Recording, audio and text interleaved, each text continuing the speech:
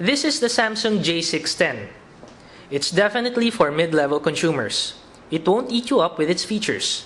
Design-wise, well, same old, same old. The most appealing of its design is the silver shiny coating finish on the edge of the upper panel.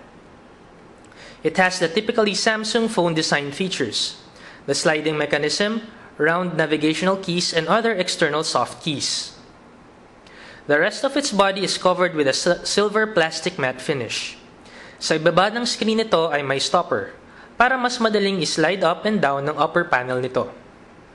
Evenly spaced din ang navi keys at keypad nito.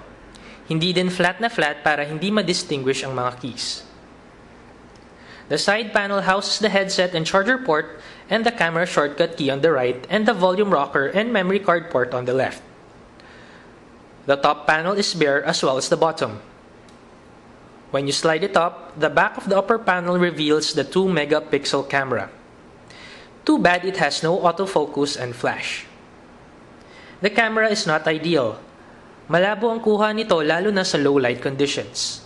Kaya kung mahilig ka sa I love myself photos, mag-isip ka muna ulit bago bibili ng Samsung J610. Nothing's new inside the J610. It has the same interface. Radio is still dependent on its headset as its antenna. Audio quality is acceptable and loud enough not to miss a call. Pero compared sa ibang music phone, dehado ang Samsung J610. Hindi man high-end ito, ayos na din para sa mga users na simple lang ang hanap sa phone.